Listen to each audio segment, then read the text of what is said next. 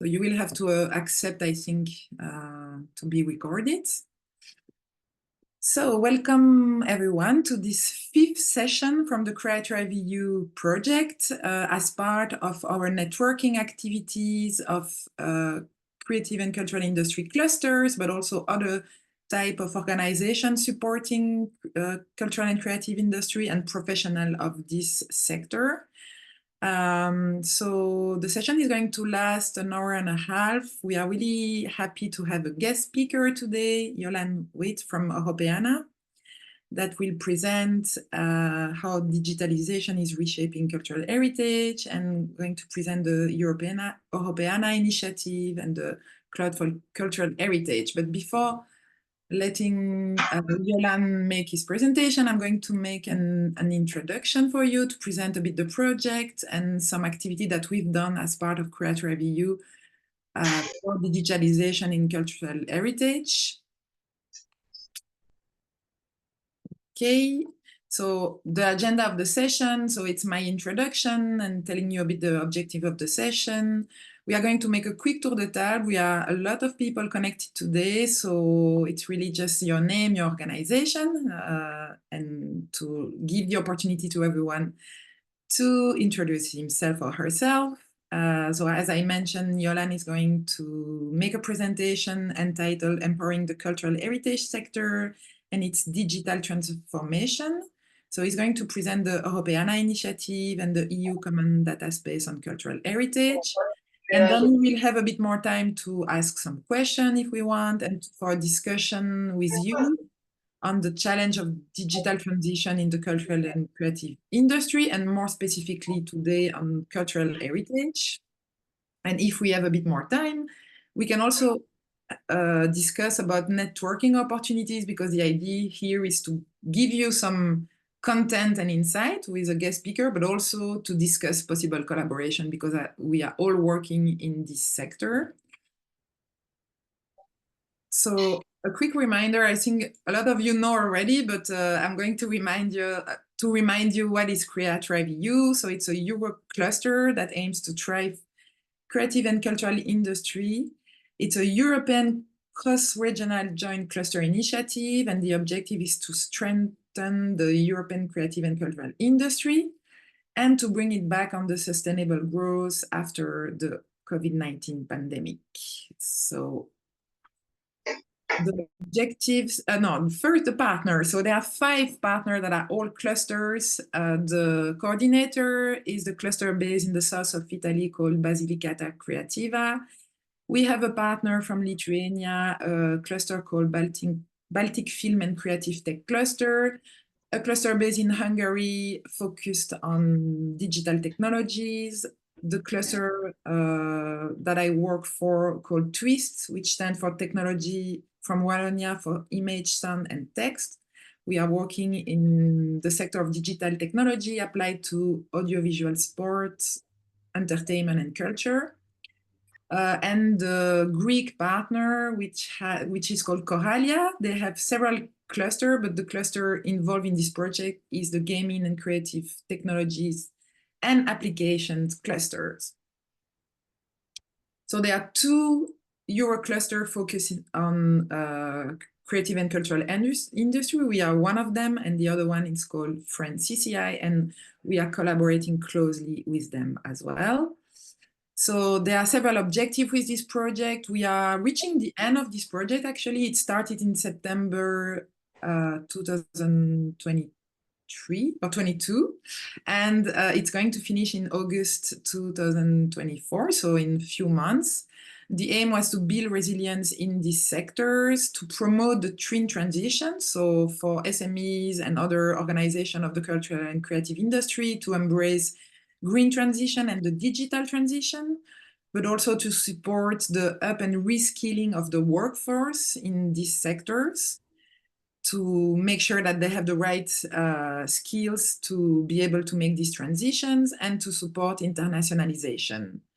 And how we do that? Through this cluster collaboration and a cascade effect, firstly, on the SMEs. So the SMEs are the main target of our activities. So we managed cascade funding to support all these objectives.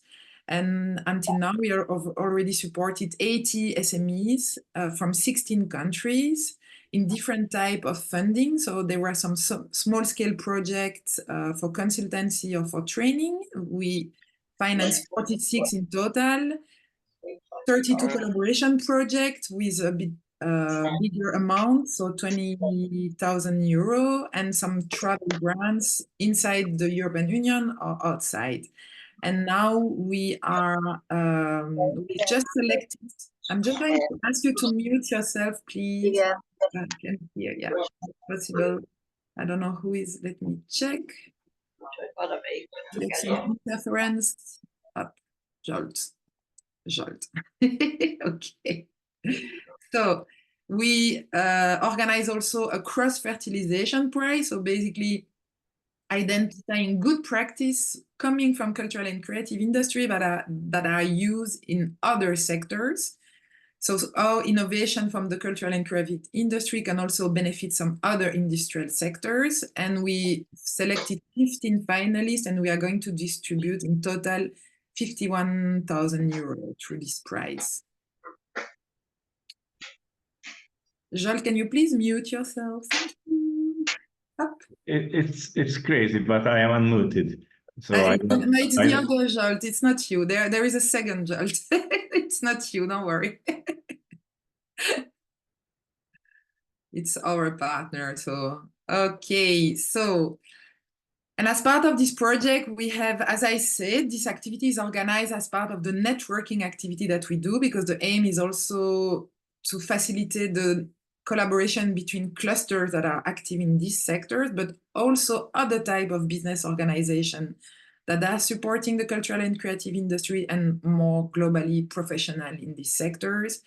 And what do we want to achieve with these networks is to establish some links and partnership with other clusters and business support organization.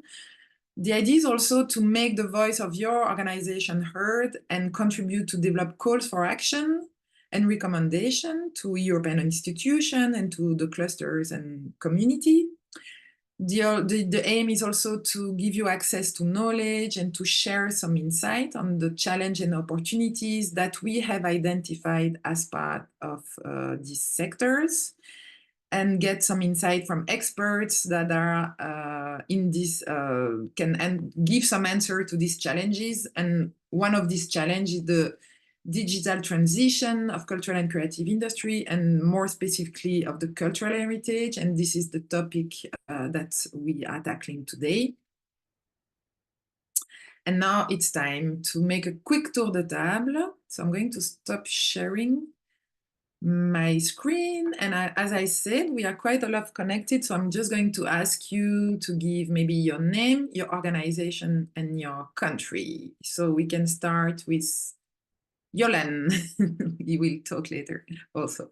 Great. Hi, everyone. My name is Jolan Weuts. I work as a collections editor at Europeana, and I'm connecting from Antwerp, Belgium. Hi. So then I'm my colleague Pierre.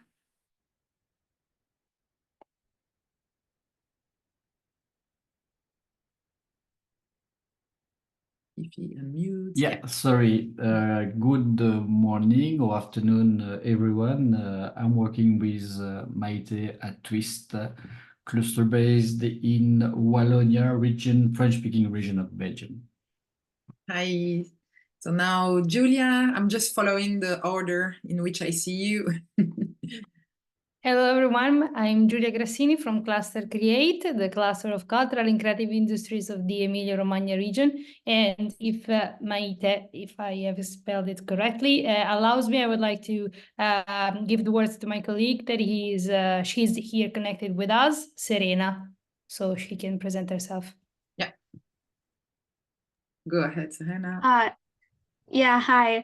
I'm Serena. I work with Julia, and I'm doing an internship with Cluster Create from Italy. Thank you. Welcome, Serena. Then Ruta. Hi everyone, I'm joining from Vilnius, Lithuania. I'm representing Baltic Film and Creative Tech Cluster along with my colleagues here. So perhaps I can give a word to Romanas. Romanas also, yes.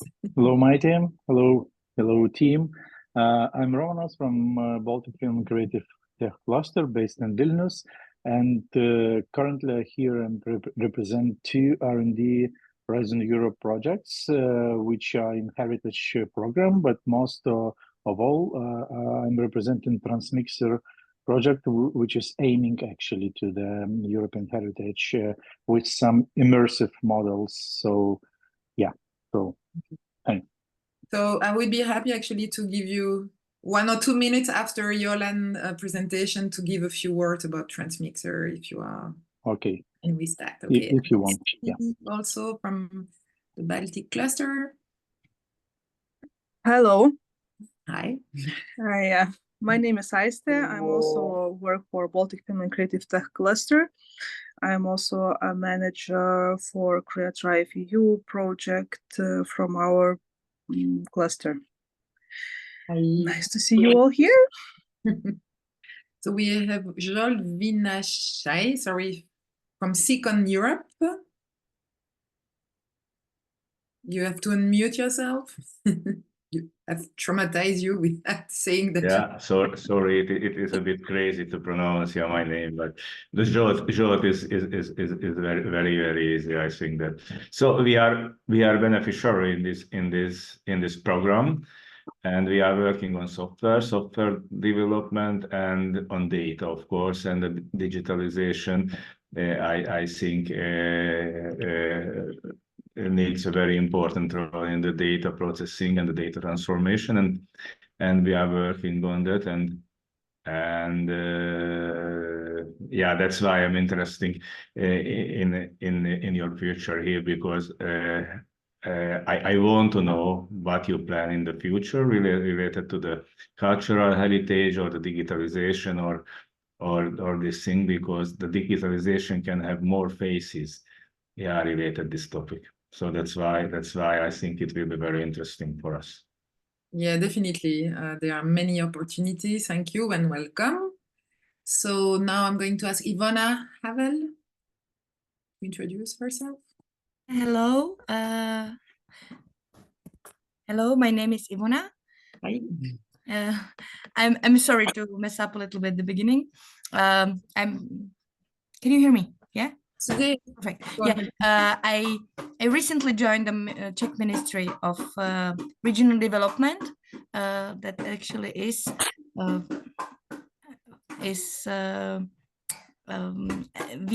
and I work on the strategy, and actually we are with your kids. It's okay, go ahead. I'm sorry. It was just a moment. Yeah, he was scared. Okay. Go ahead. Specific moment. From the Ministry of Culture. Mati. And actually, I used to work for the Ministry of Culture, and I chaired the Culture Committee during Czech presidency. So actually, creative industries are not very unknown to me, but that's why I was also invited to this Zoom meeting, even though I'm really within the ministry only a few weeks, and we are thinking about joining. So it's actually could be quite interesting. Because European is nothing new to me. So from what I heard, it sounds really interesting. So I didn't have enough time to go through all the material we got from our permanent representation yesterday. That was okay. You will have the information today. So welcome to you, and very. So I won't probably pose many questions anyway, but we can stay in touch, and I can maybe ask you later on. So thank you very much, and I mute me again. Sorry. Okay, thank you. Maybe at the end of I think it would be great if you could all send me your email address after the session, so we can keep in touch. So, Katarina. Hi everyone, thank you, Maite. So I'm Katerina. I represent Coralia, which is an incubator and cluster facilitator based in Athens, Greece. And me and Nectaria Beriku, we are a part of CREATHRIV project. And that's all from me. Thank you. Welcome, Katerina. So we already had Romanas and Serrana. So Jolt from Inoscart, I think you are from your phone. If you can just... Yeah. Yes, sorry for my bad connection. Do you hear me? Yes. Yes, that's okay. So my name is Jolt, also like the other one. I work for Inoscart. We are a digital cluster, so we are not specialized in creative and cultural industry, I would say. But it was also for us a very good learning curve to see what kind of projects we could support. Okay. And we would like to be more active in this area in the future. Great. Thank you, Jolt. Aline from KEA. Hi, yeah, I'm Aline. I represent CREA, European Affairs, but also Be Creative, community for creative entrepreneurs at global level. And I'm here today because at CREA we are currently working on ARCH, and so we are deeply connected to the cultural heritage, and we would be curious to know more. How are you dealing with this topic? So like, I'm interested in the topic of today, but I'm also interested in the network itself and maybe collaborating with it in the future. Great. Thank you. Welcome, Aline. Yanis Raptis. Hello, can you hear me? Yes. So my name is Yanis Raptis, Hellenic Ministry of Tourism, Athens, Greece. I'm really sorry I don't have a camera. It's okay. Thank you.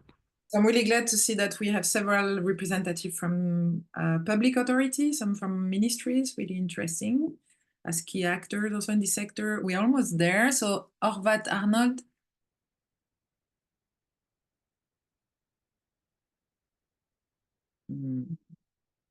Okay.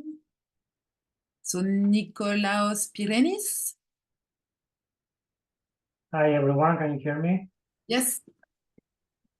Hi, so I work at Caius. It's a company that specializes in digitizing rural areas. And you know, George is also part of that company. And we're really interested in the cultural heritage since we digitize rural areas, non-urban, so we deeply care about that part of our country. Okay. Can you just repeat the name of your company, please? It's Caius. Do you want me to write it on the chat? Perfect, would be perfect. Thank you. So we have Lisa Bernard from France Cluster.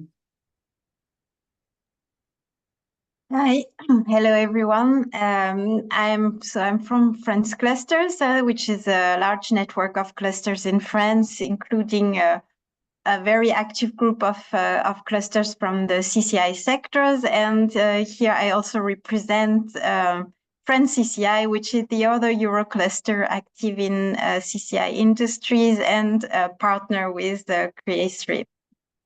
Yes. Happy to meet you all. Hi, Lisa. Agnieszka.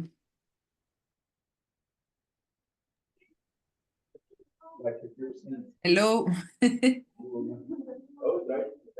We cannot hear you, Agnieszka, sorry. We can just see you walking, but not hear. So she's also from the Baltic cluster. I'm going to introduce herself. And she's part of the Transmixer project also that Romanos was... Yes, absolutely. If Agnieszka will have time, maybe she will be even more important to introduce Transmixer because she is currently in Belgium working on this project. So okay, it's like that. Welcome. Okay, I think we have two more people. Mendrinos George. Hi everyone, do you hear me? Yes, hi.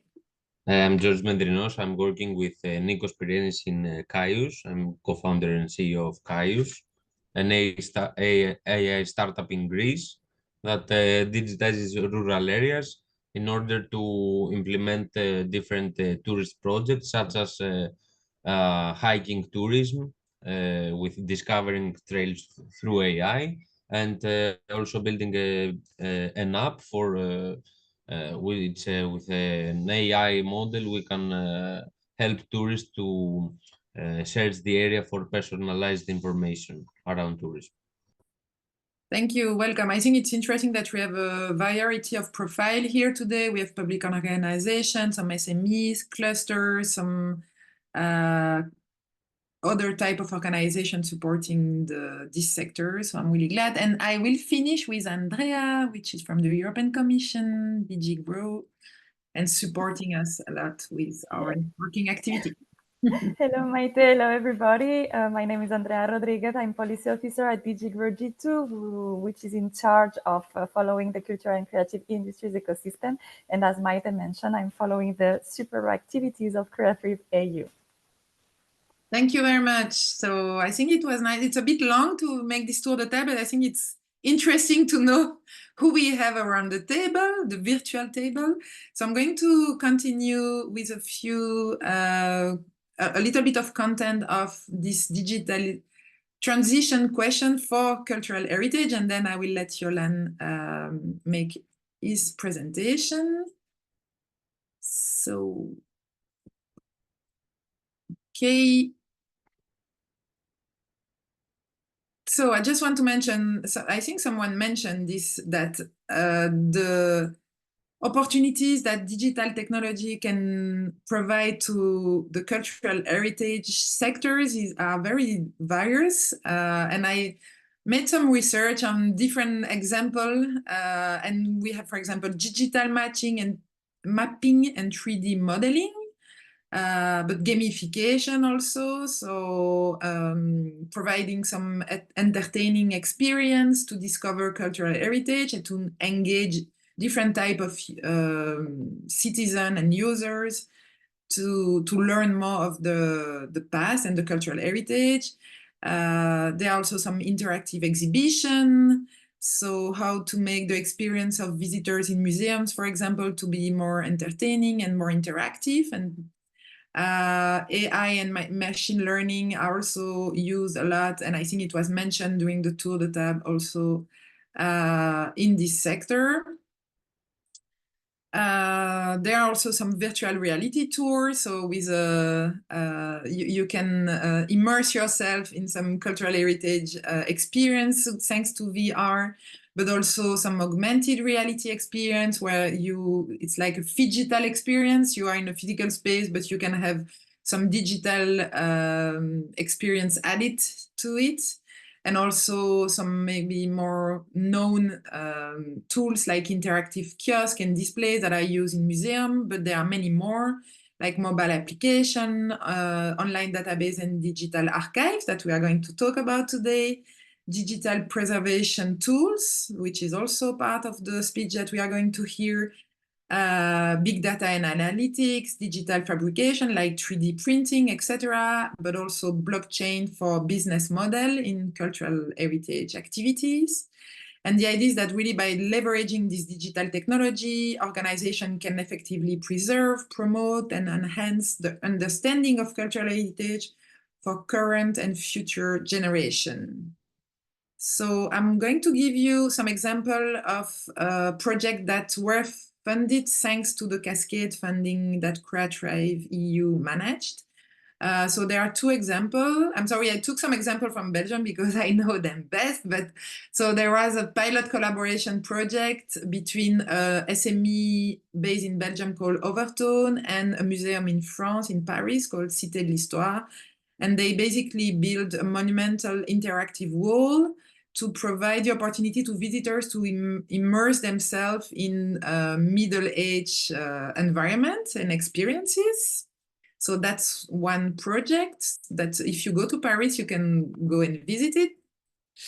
And another example of pilot collaboration project between an organization called XR for Heritage and a training and professional organization called Technocité, which is basically creating a metaverse for avatar of the cultural heritage and to provide the opportunity to experience and interact with these historical figures.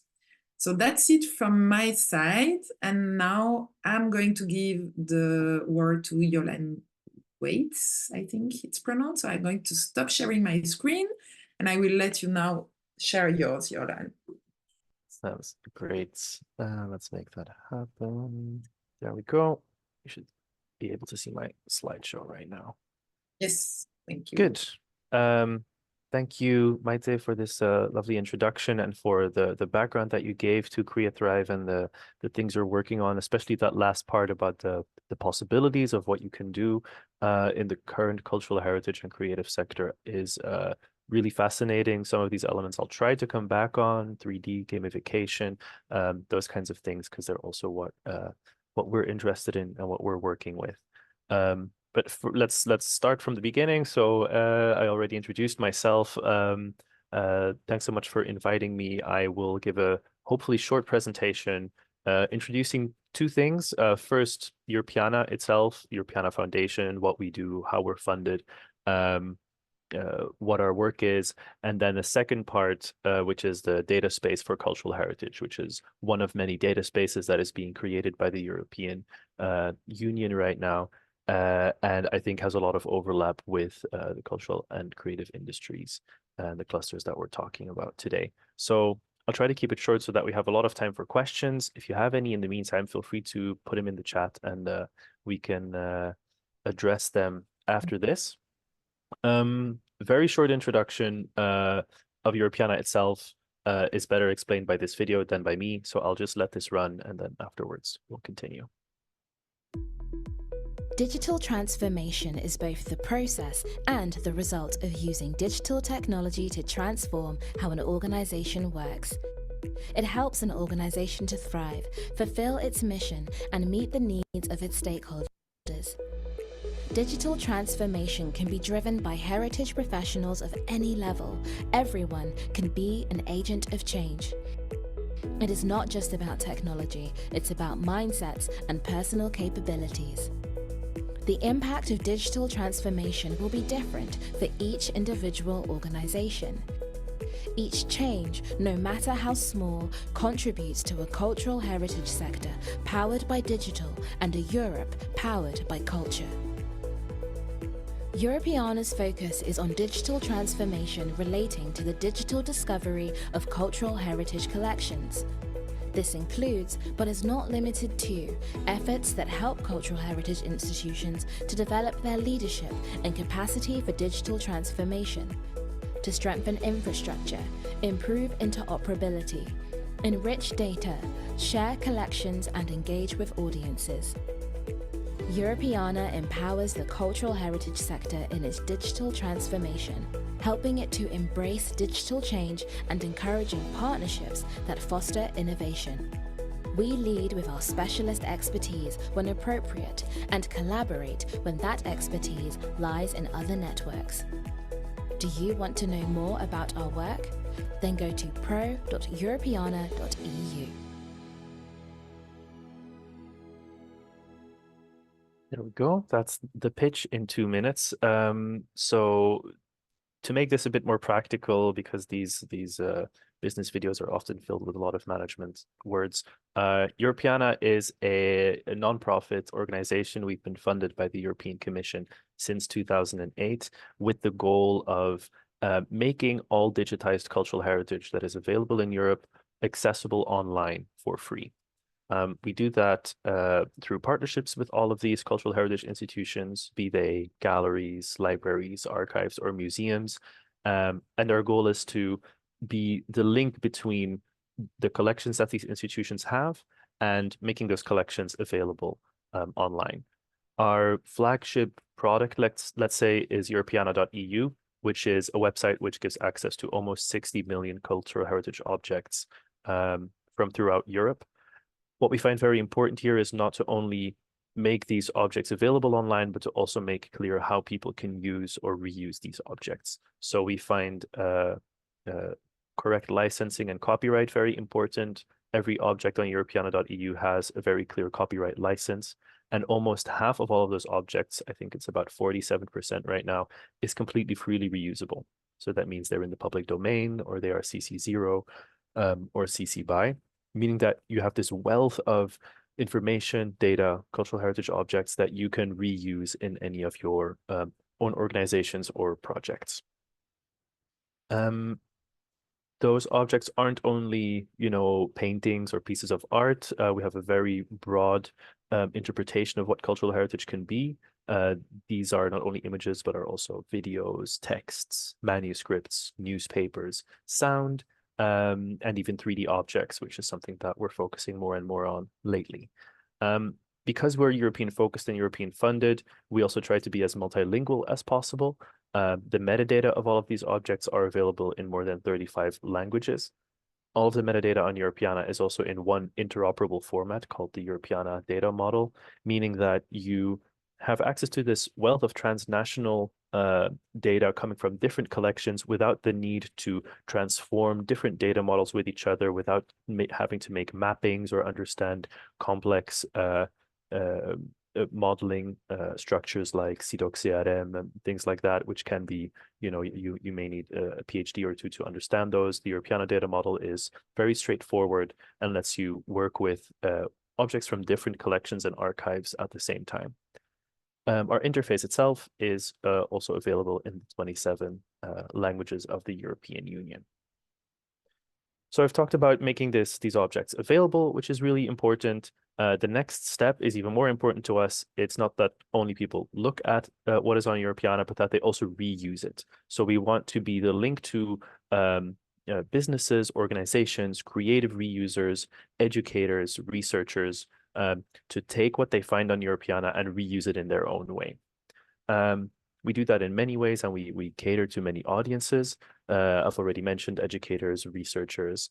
We really want them to use those resources for new research, for new art, for games, for entertainment, things like that. Why we do this, in my opinion, is mostly because we want to show that there is a wealth of cultural traditions and shared history that exists in Europe. Even though we give access to content from so many different countries and so many different languages about so many different topics, there is a shared pan-European culture and history that we really want to focus on. So this is a map showing a lot of the stories that we tell, the narratives that we have on Europeana in our editorial about certain cities or countries or regions. So we really try to show the breadth of European heritage. So I've mentioned editorial. We don't only give access to objects, but we also make a lot of stories that are available somewhere in this myriad mountain of data. We try to make those visible too. We do that by writing blogs and exhibitions and galleries that talk about a bunch of different topics. These can go from classical, historical narratives about a certain person like Mozart or Napoleon, to fashion history, to social history, to colonial history, and so on and so forth. We really find that engaging people through these stories is the best way to introduce people to cultural heritage, instead of giving them a huge database and telling them, have fun. We really engage audiences by showing them the actual narratives behind. A lot of the seasons and campaigns that we work on really highlight these histories and engage very intimately with people. Every March, for instance, we celebrate Women's History Month and have a lot of editorial about pioneering women through European history. We have other campaigns that aren't tied to certain months, like our Europeana migration campaign. We have campaigns about specific art isms and art, times of art in history, like Art Nouveau, Art Deco, Romanticism, those kind of things. And they've proved really popular. Not only do we create editorial ourselves in Europeana, I'm part of the audience engagement team, so part of our role is to write blogs, create digital exhibitions and things like that. But we also really want to put the power of creating stories in the hands of the people who visit Europeana themselves. So you can create an account on Europeana.eu, and all the objects that you find on Europeana, you can curate into your own digital gallery about any topic you're interested in. either just for yourself or to share with your friends, your colleagues, or with the world. So I'd warmly recommend you go through Europeana, find some topics that you're interested in, and create a gallery or two. We also work together with a lot of our partners to create editorial with the aggregators and the institutions that give their data to us. They are really interested in showing the narratives of their collections as well. And we have a lot of public events that are about creating stories, creating narratives. Just last week, we had the Digital Storytelling Festival of this year, which is an online creative competition where we invite a bunch of cultural heritage professionals and anyone who is interested to create stories from this, mountain of 60 million cultural heritage objects on Europeana. That also always proves really fun. People are using a lot of new ways to create stories, using immersive tech, using online platforms like spatial.io, or creating stories in Minecraft, or using 3D models, creating little games, things like that. So stories can be interpreted in a very wide manner here. Here's some more examples of reuse from the different audiences that we try to cater to. So teachers, for instance, is a very important audience for us. This is a testimonial from one teacher that uses Europeana as part of a gamified approach where she actually asks students to collect material on Europeana, mostly architectural, historical photos of architecture, and then recreate it in Minecraft. So they create this whole little world in Minecraft that recreates the Pantheon or the other important architectural buildings. Researchers and university students as well are really valuable. This is a professor that asks his university students to collect photos on Europeana from whatever they're studying at that moment. So this would be the 1920 Olympics in Antwerp, and they made an online exhibition about that and learned about the history of the Olympics that way. We also work with businesses, or businesses try to find interesting objects in Europeana. This was a recent documentary on PBS about the history of Monopoly, and the researchers at PBS found a few really valuable historical photographs that had never been used before, but that had been digitized by Top Photo, I think, in the UK, to show the history of Monopoly in their documentary. Good. So we have objects, we reuse those objects. We, of course, couldn't create this wealth of information without the network that stands behind us. We are not a cultural heritage institution ourselves. So all of the objects we show on our platform actually come from these institutions, which means that we have a broad network from all over Europe. I work for the Europeana Foundation, but Europeana itself is actually broken up into 3 organizations: the Europeana Network Association and the Europeana Aggregators Forum as well. So the Network Association is basically a loose professional network of anyone who is interested in or works with or for Europeana. It has over 3,000 members, and it's mostly made up of cultural heritage professionals, curators, people working in these museums, libraries, archives. I'm forgetting one? No. And galleries. Yes, there we go. So we're a big group from all over Europe, very multilingual, trying to work together to make this digital cultural heritage more accessible. That network association has different communities of interest that we cater towards. So education, I, for instance, mentioned already. We have a research branch. Very recently, we opened a climate community where people can connect, network, talk about, and discuss the challenges in their sector and how to overcome them together. It's totally free to become part of the Europeana Network Association. If you go to Europeana pro.europeana.eu, you can sign up for this, join one of those communities, collaborate on new projects, help find consortia, for instance, for new funding or new calls that are coming out, stay informed and participate in events that Europeana organizes or co-organizes.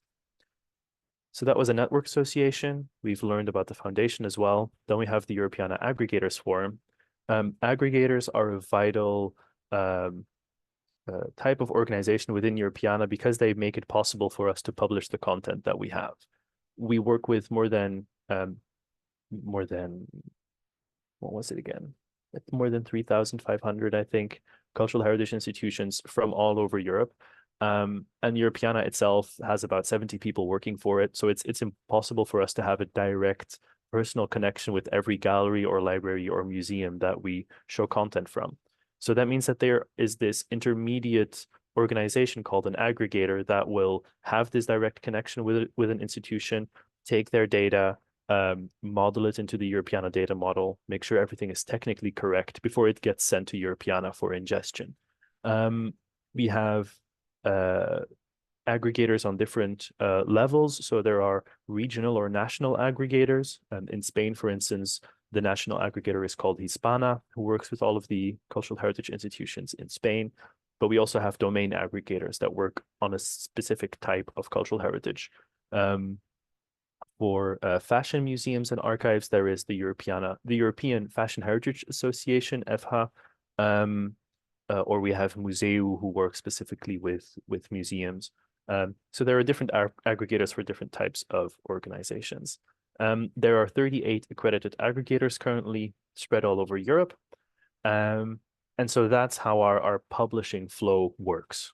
A cultural heritage institution will digitize some of their heritage, be that paintings, newspapers, in 3D, any of that.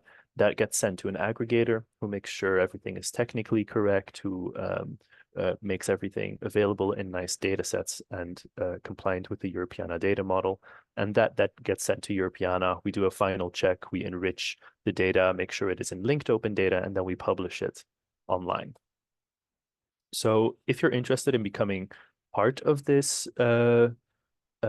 let's say, process, if you have connections to a cultural heritage institution that would be interested in publishing their data on Europeana, if you are an institution yourself, or you are a public organization that thinks that your cultural heritage institutions should publish more on Europeana, I invite you to go to this webpage, pro.europeana.eu/share-your-data. And there you can start the process of finding an aggregator, becoming an aggregator, and publishing your content on the Europeana platform. Right, that was the first half of my presentation. Second half is shorter and talks about the reality we've been living in for the past 2-ish years, which is the pivot from Europeana as a centralized platform. How I've spoken up until now about Europeana as one website that publishes data, but we're actually pivoting towards becoming a data space, which means that we are more decentralized. We are more of a network of different organizations instead of one central organization. And that fits within the larger strategy of the European Union to create these different data spaces. So what is a data space? Let's define that first. It's a very nebulous thing to really define. Data spaces are hard to grasp, but it's basically an initiative that the European Commission has come up with somewhere in 2019, where they envisioned several interconnected and well-supported groups of organizations and websites and platforms that cover a range of sectors, and they deliver new specific services as part of the European digital single market. So a few of these data spaces are a data space for agriculture, for health, for tourism, for media, and also for cultural heritage. Over the past few years, the European Union has pulled out 410 million euros to deploy these data spaces, to create a support center for all of the data spaces, and to support open data related projects. So there's a lot of funding going behind these data spaces, and part of that funding is going to the data space for cultural heritage.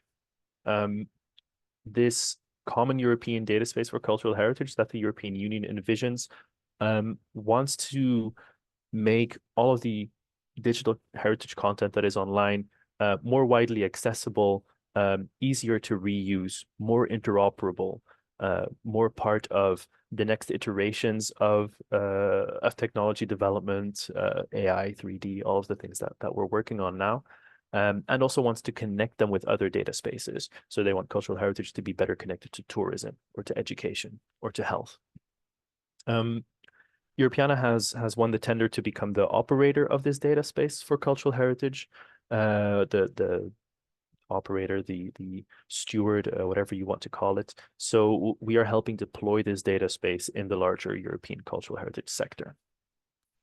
There's a few important focal points, I think, that make Europeana into a data space, or that will set up this data space. The first one is focusing on infrastructure, making sure that things are more interoperable, that there's more focus on linked open data, that we have the capacity to allow new data types into our online databases. Think about the big challenge that we have today of 3D models being very important for cultural heritage and for creative industries, but it being very hard to store these models somewhere and make them accessible without using US-based organizations like Sketchfab. So addressing these infrastructure issues and becoming to a more decentralized infrastructure is also really important, where we not only want everything published on one website like Europeana, but we want different platforms to be peers to each other and to openly share data with each other.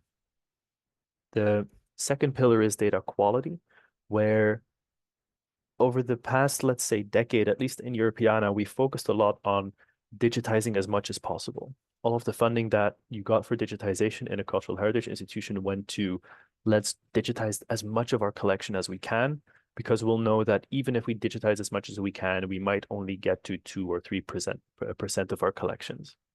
And this has led to a lot of cultural heritage data sets that are interesting and large, but not necessarily have the best metadata tags, don't have the best way of finding or reusing that data. So instead of getting as much data as possible in, we want to focus on less data, but more qualitative data that is easier to find, easier to reuse, has clear linked open data terms and URIs, and fits into our interoperable framework.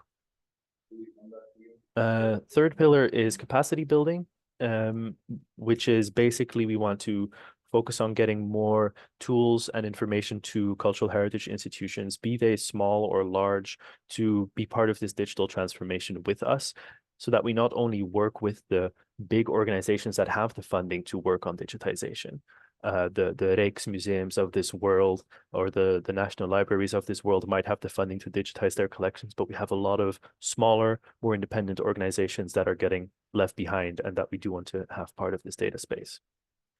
And then lastly, what I've already talked a lot about is reuse. So user engagement means that we really want to close this feedback loop of not only providing data, but also seeing what people do with it, be interested in that reuse, and hopefully feeding that reuse back into the cultural heritage collections. If someone makes an amazing game using a 3D model, we feel that the organizations that create that model or those models should know about that game that is being made and maybe work together to promote it. Together. So I'll end with, the values and quality of the data space, which is a bit more managerial mumbo jumbo. The focus here is the focus points for the next years for Europeana for the data space. Getting more high quality digital data in, focus on more 3D, and get more capacity building. So with us deploying this data space, I think this is a big question if you are in the cultural and creative industry today, is how would you want to, or how are you interested in participating in this data space for culture?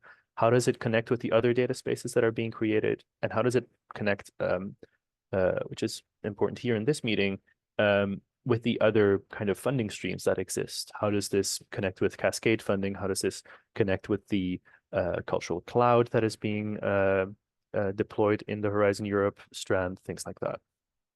So before I really end, I want to show one last video that kind of shows what we've been doing in the data space. This is more focused on how we're focusing on getting more 3D in. This is an event we had, I think, 2 weeks ago, where we wanted to showcase to national ministries why it is important to get more 3D cultural heritage into our collections and to get more 3D digitization in. It's 1 minute, and after that, I'll shut up and take your questions.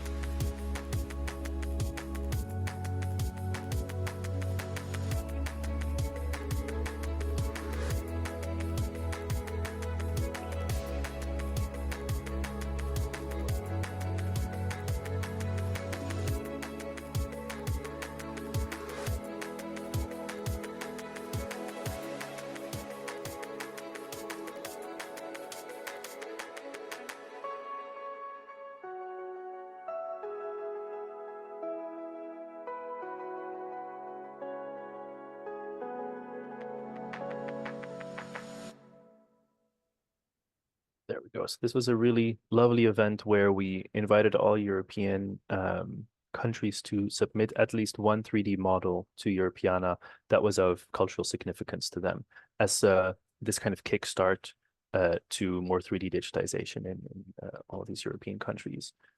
My Belgian friends might have seen the Maria Lactans from the M Museum in Leuven at the end there. Good. Thank you for listening to my rambling for almost half an hour. If you want to get in touch with me, that's my email address, and I'm happy to take all the questions you have. I see that there's some stuff in the chat already. Yeah, thank you very much, Yolan. I think it was interesting to listen to you. No issue is the length of your talk. So if you want, you can maybe stop sharing your screen so we can see everyone. I shared in, so we decided to make this webinar open. There was no registration before. So actually, I don't have email address of everyone. That's why I also shared feedback form in the chat. So I can also share your presentation and my presentation with all the people that were here. So please, if you want to be informed of the follow-up of this webinar, just fill in this form that I shared in the chat. And now it's time for question. I don't know if there are some questions here. It's not always easy to have discussion in video conference like this. If not, I have some things that we can discuss together as part of the CREATHRIV. Has a question, I think, my colleague. Yolan, being part of the of a data space, such as the one you are representing, what does it mean? It means that you share your data with everybody, and they are then free of rights, and everybody is able to use them for any kind of usages, or do you have any remuneration for this, or how do you consider this? That's a very good question. I think the thing that is a bigger opportunity with the data space than with just Europeana is that if you shared objects with Europeana, there was no financial compensation at all. You know, you shared your objects, you could say that they were in copyright, so they weren't allowed to be reused by anyone, but they are available online. With the data space, we want to promote the connection of different platforms that have different functions. So a platform like Europeana, but with commercial eyesight, I guess, doesn't exist yet, but it would be a possibility of having new websites that, for instance, give access to objects that you do need to have some kind of paywall or remuneration for. So the upside or the new thing in this data space is that we hope that there are new websites, new platforms that create to answer the needs of different actors in Europe that we cannot answer to as Europeana. Okay, so if it's okay, a second question related to that. So in order to be able to understand where it's coming from, the data, are you considering blockchain as a technological tool or solution to be able to understand, to track the provenance, the origins of the data?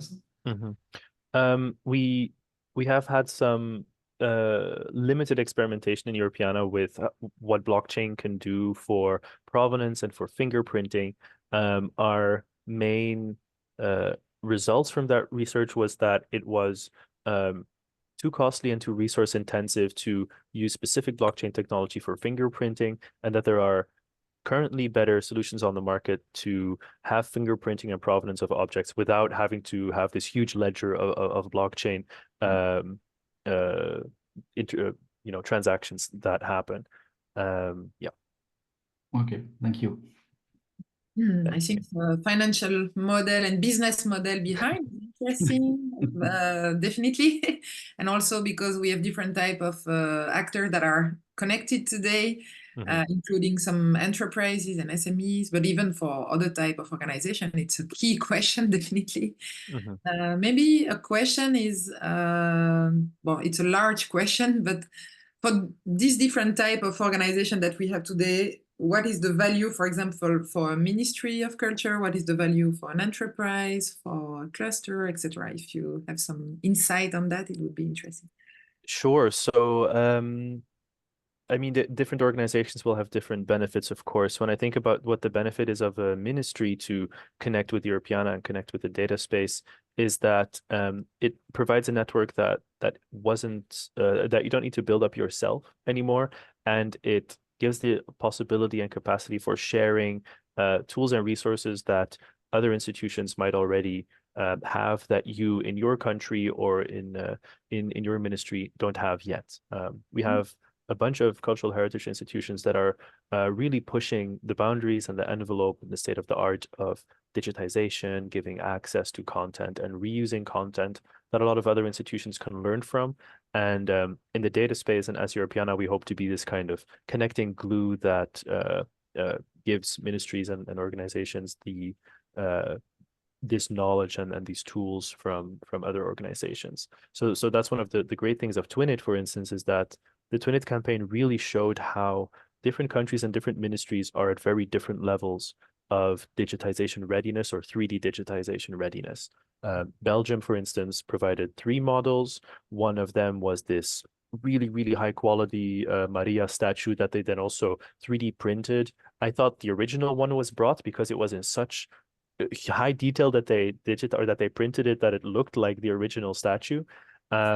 And then we have other countries that still have a lot of development to do or still need a lot of funding to go towards 3D digitization. And they could really learn from their EU peers, let's say. I'll also answer it for businesses. I think businesses or commercial organizations have a lot to gain from the reuse part of Europeana and of the data space. We give access to this wealth of data already on Europeana, but we really want to work with organizations that enable the reuse of these objects. I think a great example is gamification. So there are a lot of game developers that are looking for freely reusable, high quality 3D models that are maybe even historically accurate and can create this extra, value in a game. We have these examples from, in Assassin's Creed, you can walk through a recreation of Notre Dame almost to the centimeter. And those are models that we also want to provide to the game development sector. The sector, however, is very closed, looks at itself, is very business oriented. So they try to, be as financially lean as possible, let's say. So they don't always have the time or the resources or the people to go and have a chat with a museum or with Europeana to talk about these 3D models. So this is where commercial businesses that create this connection could also be very useful, saying, hey, we have these 3D models from a museum, we can provide them to you, the game developer, to create something great. And the example, for instance, I thought there were a few people online here from a Greek tour and hiking app, which I think is a lovely example as well. In Europeana, we have a lot of objects that are very clearly geolocated. So we have worked with several tourism and tour apps that actually take in our content and make these kind of virtual tours available where you can, just open your phone and see where there are interesting objects located around you, or maybe you're on an archaeological site and you can see where several sites or objects have been found through connecting with our Europeana API. So I think there's a lot of reuse potential there, and we'd love to explore that with businesses that are open to it.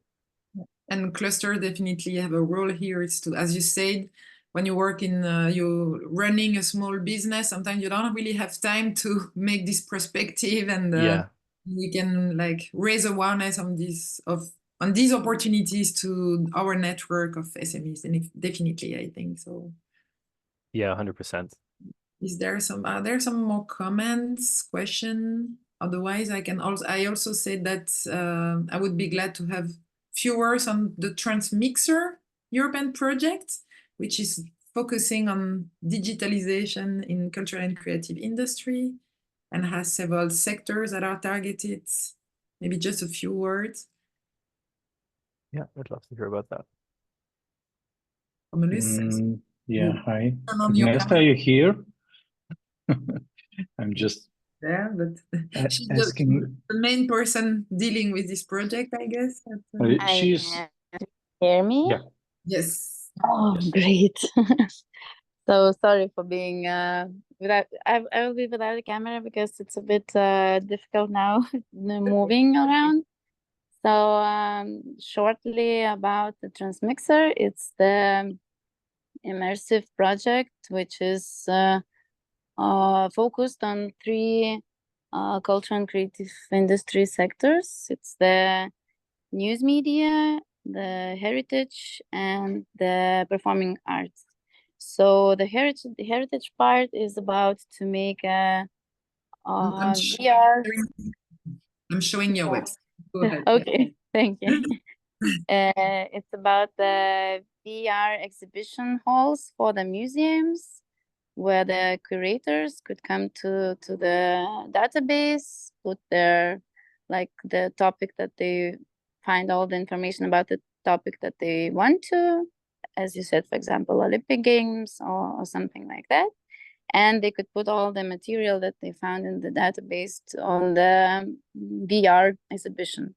So either it's the photos or music or whatever you want. Of course, in the longest future, it could be a great part for the schools and teachers to use it for the classes and to explain one or another piece of story.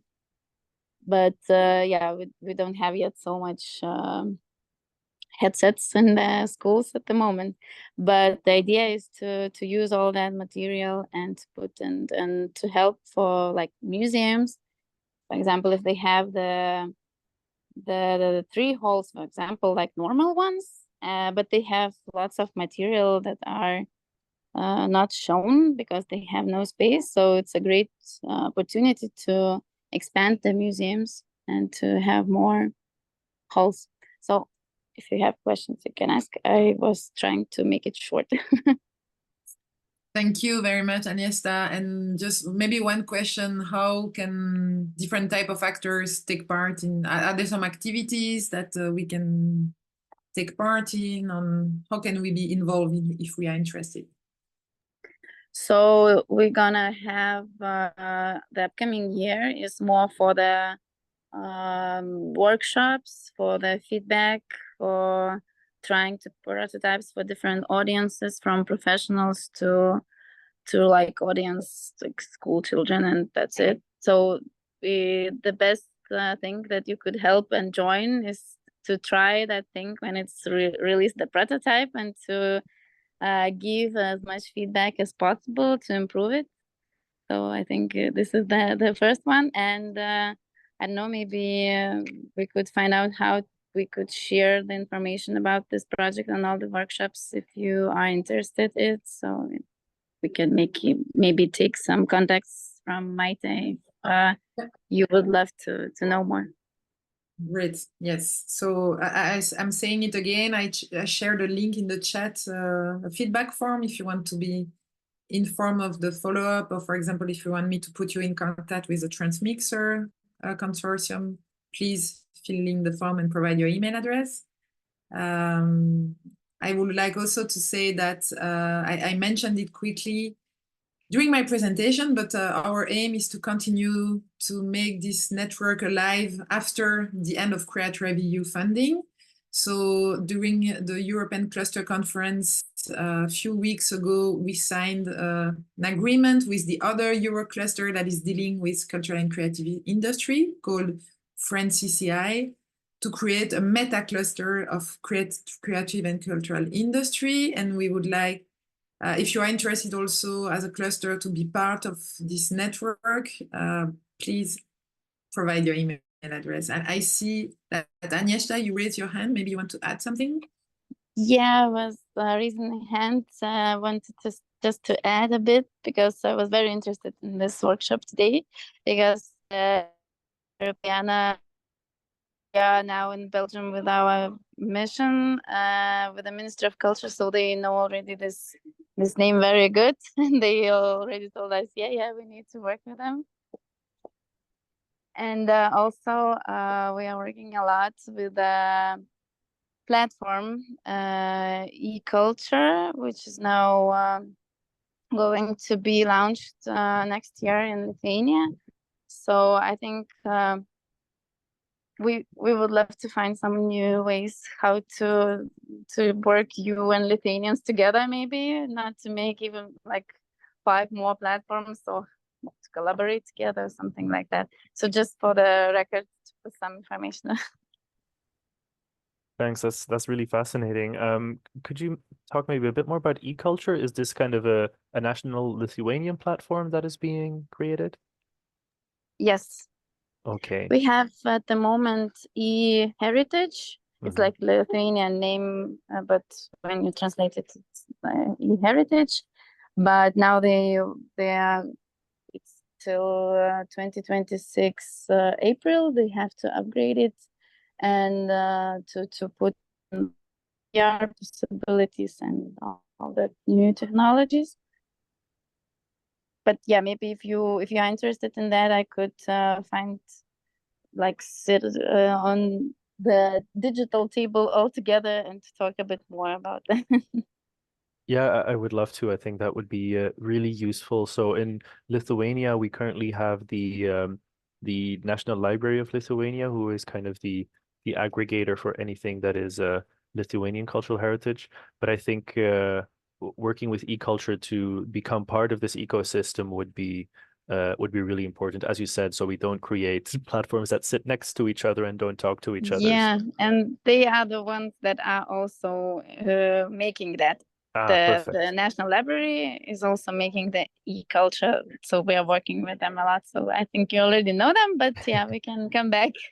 Yeah, this really sounds like the situation in Belgium actually now as well, is that there is a new aggregation system that is being developed that was going to be ready this year, but I think it's extended to next year. I'm not sure.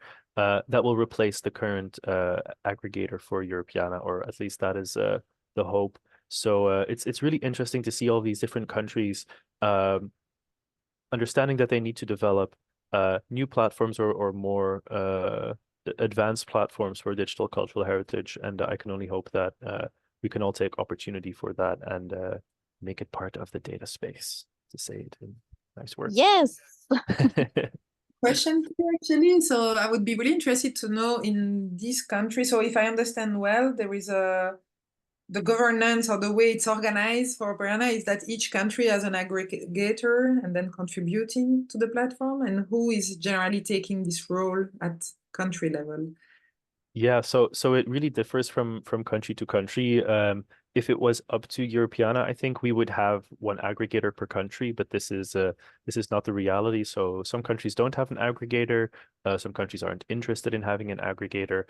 And then there's this extra layer of there being thematic aggregators. So for instance, the Mode Museum in Antwerp is aggregated through our fashion heritage aggregator and not through the Belgian aggregator, because they are a fashion museum. So it's not as clear as every country having an aggregator. And it also depends on every country who takes charge of that. For instance, the aggregator in Belgium, whose name escapes me, I don't know what it is now. Anyhow, you would think it would be, for instance, the pushed by the National Library in Brussels, but they are not involved in being the aggregator here. This was a Flemish aggregator that actually didn't aggregate anything in Wallonia, which again is part of the way Belgium works. This new kind of aggregation system that is now being developed by Memo will be a complete Belgian aggregator that hopefully caters to all cultural heritage institutions in Belgium. So to make a long story short, every country has a different way of working. Yeah. Okay. Thank you. Thanks. Thank you very much. Erfgoed Plus was the name of the Belgian aggregator. That Can you is repeat, now please? Erfgoed Plus. I'll put it in chat as well. Thank you. So this is the Flemish aggregator that is now semi-defunct, but is what we currently have in Belgium. You. Are there any additional comments, questions? Don't be shy. I think we had already quite a lot of interesting discussion, and I'm really glad. For sure. So I'm going to stop the recording now. And as I said, if you're interested to, I'm repeating myself, but if you're interested to be